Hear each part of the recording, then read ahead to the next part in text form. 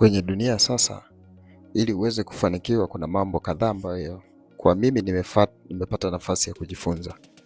Jambo la kwanza ambalo nimekuja kugundua na nimekuja kulifanyia uchunguzi kwa muda mrefu, ili ufanikiwe lazima ufanye kitu cha tofauti. Lakini kwenye kitu cha tofauti, vile kuna baadhi ya watu wanaweza kufanya jambo ambalo linaonekana kuwa kwenye jamii la kijinga, lakini baada ya hapo unakuja kuona wanapata manufaa zaidi au wanafanikiwa zaidi.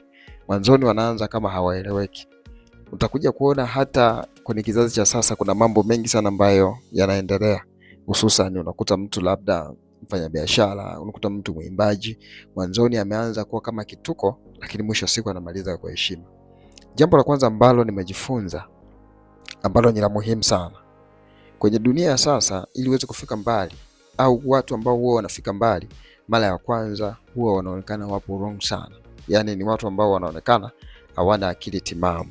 Kwa lugha nyingine, wanaonekana wanachokifanya hakieleweki. Kwa lugha nyingine, wanadharaulika, wanachekwa, wanapingwa, wanakataliwa, walionekana hawana akili. Lakini hawa watu ambao unawaona hawana akili, mara nyingi mwanzoni huwa wanakutana na upinzani wa namna hiyo, lakini mwisho wa siku unakuja kugundua kwenye mitandao ya kijamii wamekusanya followers wengi sana wa kutosha. Na baada ya hapo unakuta, ukija kumkuta baada ya miaka 2-3, unakuja kuona ni mtu ambaye ana mafanikio ya kweli sana sana sana. Jambo ambalo nataka nikwambie, usiogope kufanya jambo ambalo unaliona lipo ndani ya moyo wako, ambalo unaweza kulifanya. Usiogope kuchekwa. Kuchekwa ni gharama ya mafanikio.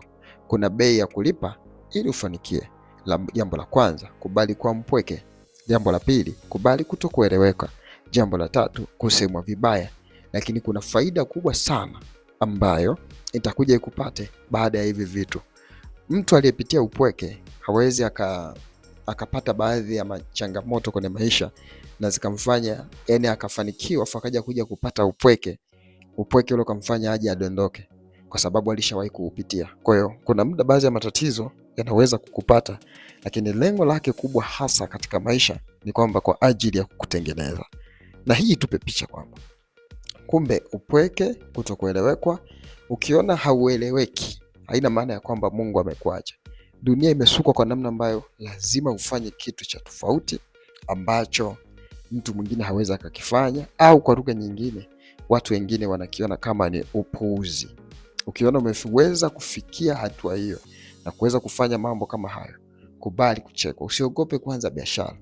Usiogope kuanza kumtafuta Mungu. Usiogope kuanza au kusafiri eneo ambalo ulipo, unataka kuhamia eneo lingine na unasikia msukumo wa hali ya ajabu kwamba Mungu anakwambia, au unasikia msukumo wa hali ya ajabu kwamba natakiwa nihame hapa. Unapohama, baadhi ya watu wanaweza kuona hauwezi ukafanikiwa. Lakini nataka nikwambie jambo hili. Mtu anayepanga mafanikio ni Mungu peke yake na si wanadamu. Kubali kuchekwa, kubali kutokueleweka, kubali kusema vibaya. Hizi ni vitu vitatu sana vya muhimu katika dunia.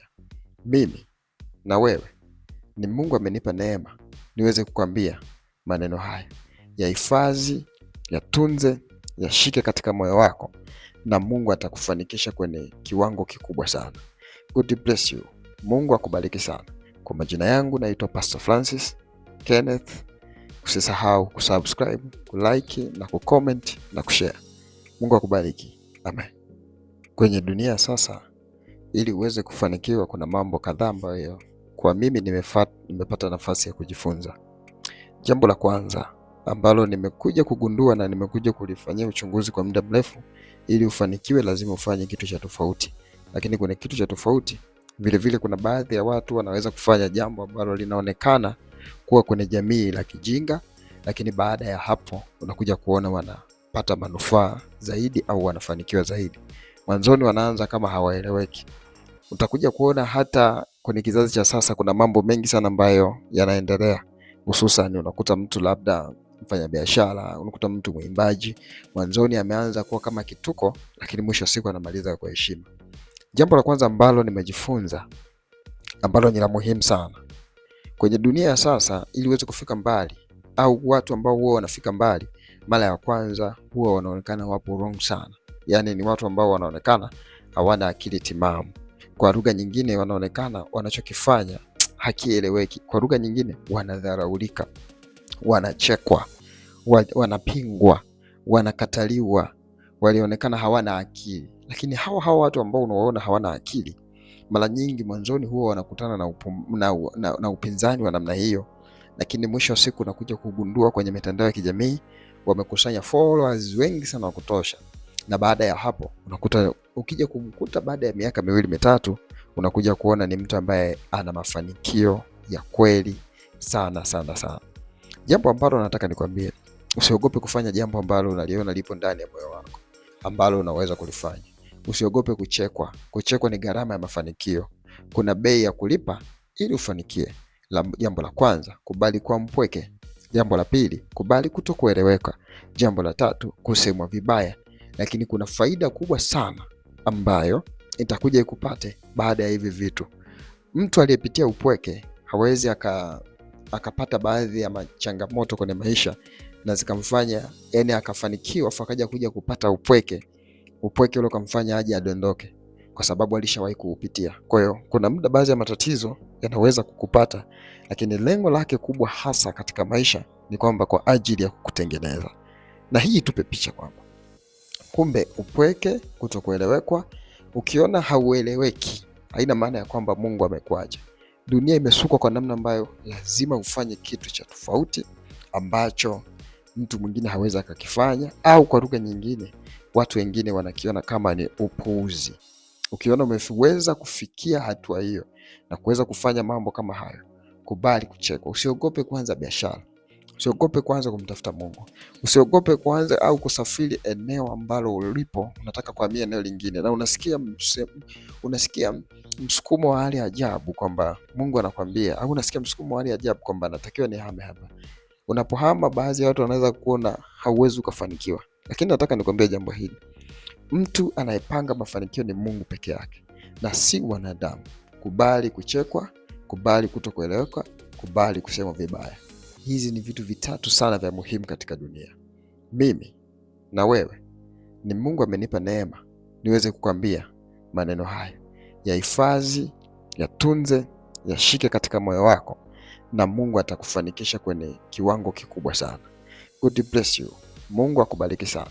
Kwa majina yangu naitwa Pastor Francis Kenneth. Usisahau kusubscribe, kulike na kucomment na kushare. Mungu akubariki. Amen. Kwenye dunia sasa, ili uweze kufanikiwa, kuna mambo kadhaa ambayo kwa mimi nimepata nafasi ya kujifunza. Jambo la kwanza ambalo nimekuja kugundua na nimekuja kulifanyia uchunguzi kwa muda mrefu, ili ufanikiwe lazima ufanye kitu cha tofauti. Lakini kuna kitu cha tofauti vile kuna baadhi ya watu wanaweza kufanya jambo ambalo linaonekana kuwa kwenye jamii la kijinga, lakini baada ya hapo unakuja kuona wanapata manufaa zaidi au wanafanikiwa zaidi. Mwanzoni wanaanza kama hawaeleweki. Utakuja kuona hata kwenye kizazi cha sasa kuna mambo mengi sana ambayo yanaendelea.